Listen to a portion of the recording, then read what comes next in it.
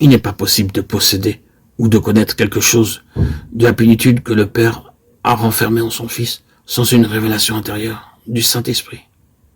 Il faut un miracle accompli par le Saint-Esprit en chaque homme et en chaque femme pour qu'ils puissent comprendre quelque chose de ce que Dieu a renfermé en Christ. Cela résume l'évangile de Jean, car au centre de cet évangile, nous trouvons un homme aveugle de naissance. Il n'a jamais vu. Il ne s'agit pas ici de lui rendre la vue. Il faut la lui donner. C'est la première chose. Il va y avoir pour cet homme un monde entièrement nouveau, malgré tout ce qu'il aura pu soupçonner ou supposer ou imaginer, ou malgré tout ce qu'on lui aura dépeint. Le fait de voir va être pour lui un nouveau commencement. Ce sera un miracle absolu qui produira un monde absolument nouveau. Et toutes ces conjonctures sur ce que ce monde contenait et était seront prouvées avoir été bien inadéquates lorsqu'il verra réellement. Il est impossible de voir avant que le miracle soit accompli en nous. Premièrement, Dieu a renfermé tout ce qui est de lui-même en son Fils. Deuxièmement, personne ne peut rien connaître de Dieu autrement que par une révélation. Nul ne connaît le Fils si ce n'est le Père, et nul ne connaît le Père si ce n'est le Fils, et celui auquel le Fils aura voulu le révéler. Matthieu 11, 27. La révélation ne peut être donnée que par le choix du Fils. Il y a une troisième chose, c'est que Dieu garde toujours lié à des situations pratiques la révélation de lui-même en Christ. J'aimerais que nous saisissions bien cela. Dieu garde toujours lié à des situations pratiques la révélation que nous avons de lui-même en Christ. Vous et moi, frères et sœurs en Christ, mes chers bien-aimés auditeurs, auditrices, nous ne pourrons jamais avoir une révélation à moins qu'elle nous soit nécessaire. Nous ne pouvons pas la recevoir comme une simple information. Ce serait une information, ce ne serait pas une révélation. Nous ne pouvons pas l'obtenir par l'étude.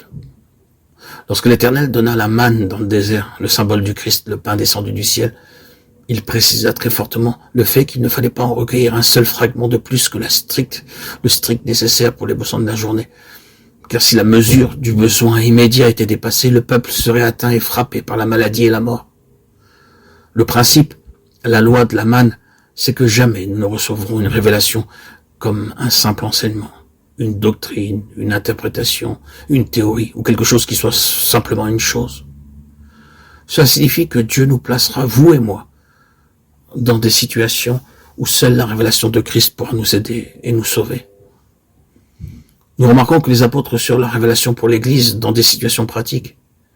Ils ne se réunirent jamais autour d'une table dans une sorte de conférence, de la table ronde, pour élaborer un programme de doctrine et de pratiques religieuses pour les églises.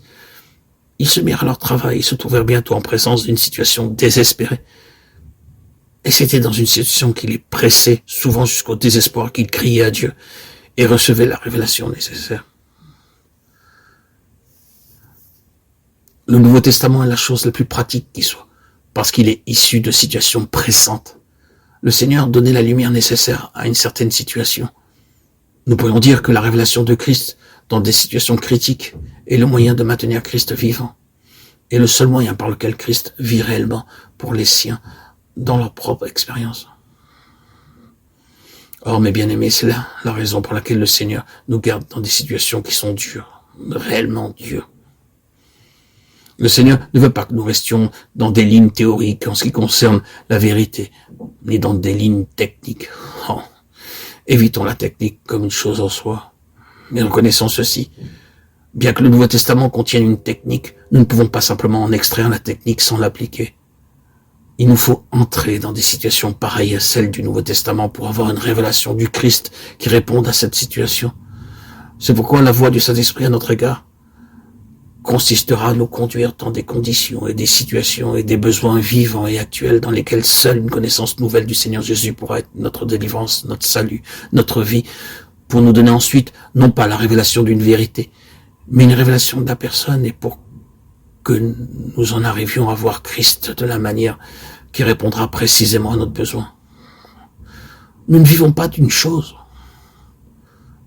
mais de lui.